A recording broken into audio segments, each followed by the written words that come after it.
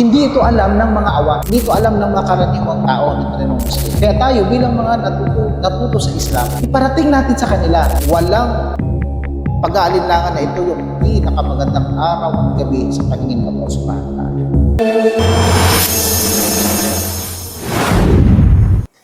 Meron binanggit ang mahal na propeta Muhammad sallallahu alaihi wasallam.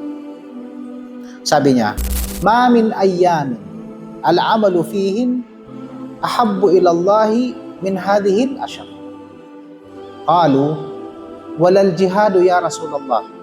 Qala, "Walal jihad illa rajulan kharaja bi nafsihi wa malihi wa lam yarji bidhalika bi shay."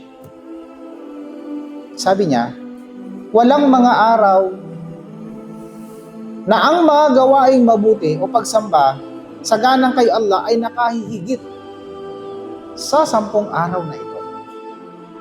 Sabi ng mga sahaba, kasi alam nila na may mga gawain na itinuro sa kanila ang Rasulullah SAW na mga gawain na nakahihigit. Napakalaki ng reward. At ang tinanong nila, "Ya Rasulullah, kahit ang jihad, kahit ang pagtatanggol natin sa Islam," sabi niya, kahit ang jihad, hindi makalalamang sa 10 araw na ito. Illa rajulan, maliban sa isang lalaki na lumabas siya para sa jihad, kasama niya ang kanyang sarili at ang kanyang kayamanan, lahat ng kanyang kayamanan, at hindi na siya bumalik ng kahit isa doon.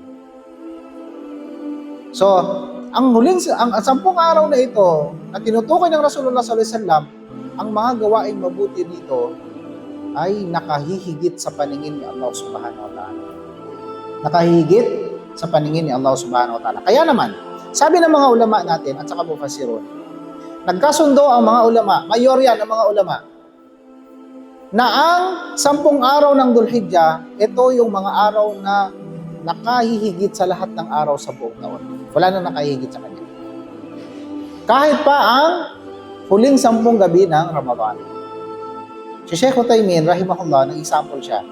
Sabi niya, ang isang lalaki, nagsagawa siya ng sala sa 10 araw ng Dhul-Hijjah. At ang isang lalaki, nagsagawa siya ng sala sa huling 10 gabi ng Ramadan. Sino sa kanila ang may malaking reward? O sino sa kanila ang nakagawa ng higit na pagsamba? Parehong sala.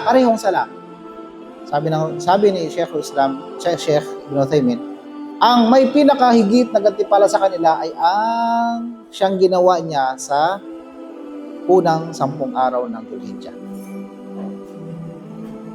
Hindi ito alam ng mga awam, hindi ito alam ng mga karaniwang tao, ng karaniwang Muslim.